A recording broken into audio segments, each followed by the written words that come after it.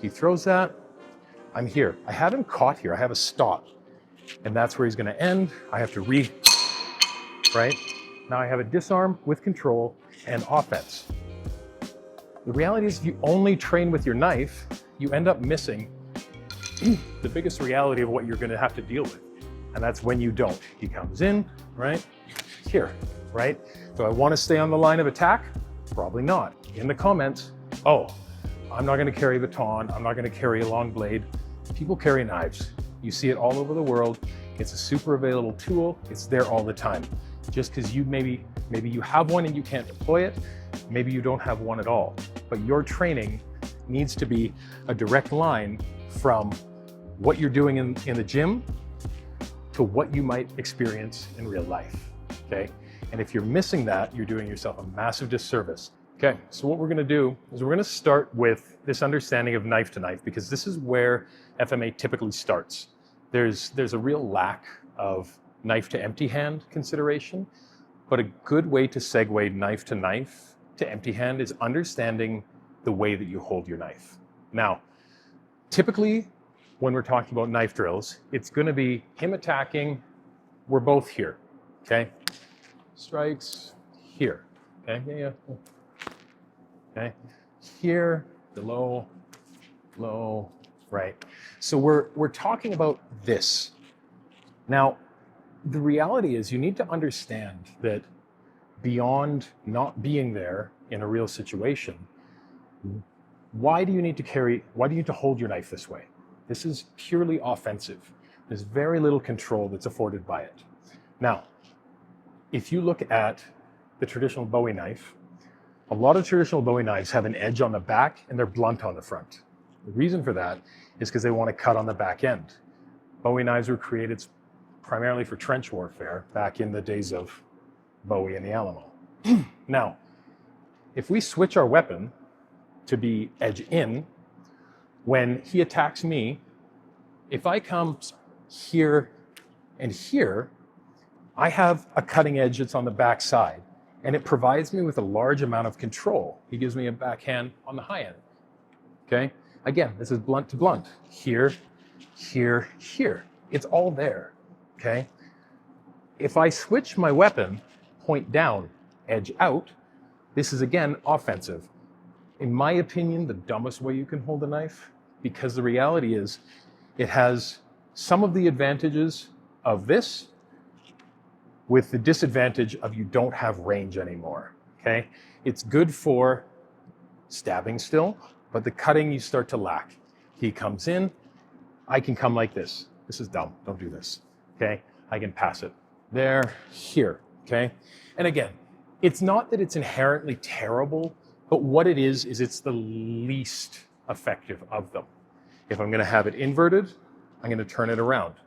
Because now when he comes in, I can here, right? Now I have control with the ability to move on, back end, right? Same thing, or back end here, right?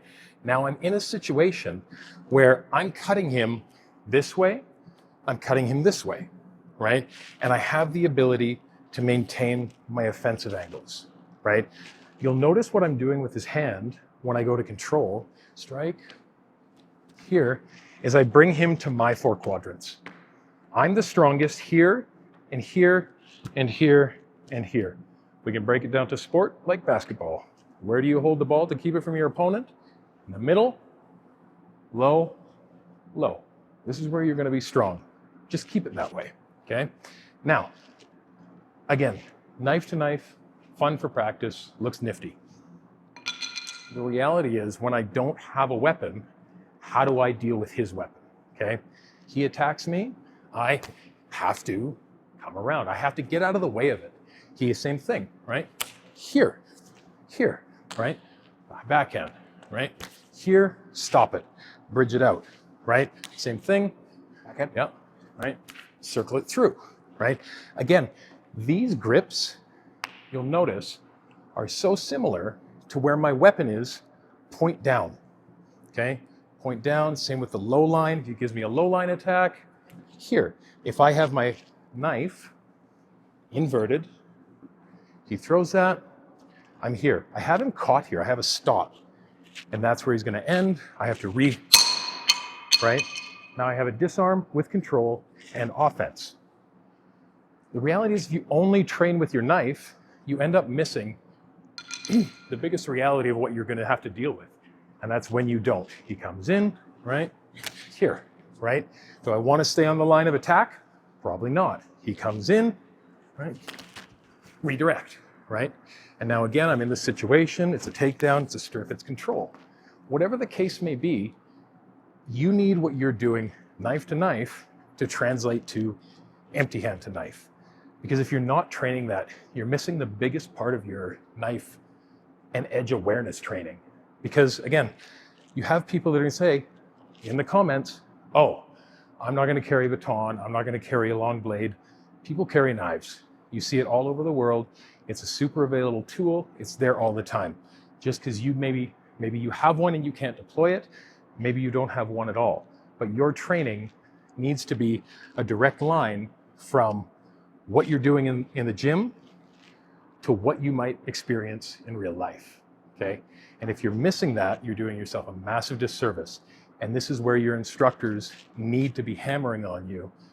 This becomes this. Because what you're doing over here shouldn't be different than what you're doing over here. What I'm doing with a long blade shouldn't be so different than what I'm doing with a short blade.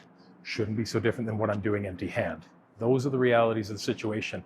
You need to be able to boil this much technique into this much technique. Because this much technique that boils into this much application is the most effective use of your training time, as opposed to this much technique to this much prospective situation that you might face. Oh, Dax, where could people find you if they want to get in touch and train with you? Oh God, email, really. What's your email? daxlwilliams@gmail.com. Awesome. daxlwilliams@gmail.com. If you like what he's saying, you like his instruction style, give him an email at daxlwilliams@gmail.com. Thanks for watching. This video today is brought to you by the Gen 2 phenolic collie sticks. Get yours at budobrothers.com. In a typical where you have like a non-natural material, you're going to have this rubbing partly because of you don't have a solid grip to get onto. Right. If you're training with rattan or anything to that effect, it works because it's not going to rub the same because you're going to have that varnish that removes where you hold it. Yeah. But the difference is when you have a good solid grip on the weapon, you don't have the movement inside your grip that when you have these, like, again, these cold steel ones or these other poly type materials that are going to, most of them bend, right? So your points where you're coming in and you're contacting your opponent's weapon, now your weapon's like bananaed up towards you and things aren't where they're supposed to be. You know, so the grips are going to make a huge difference in terms of your longevity in training. If you end up with blisters on the insides of your hands every time you're training with a non-natural material, you're always going to steer away from doing it because, oh, I can do 30 minutes, 40 minutes with that, and then my hand hurts so much I can't keep on going. So this is like perfect. It's a brilliant design.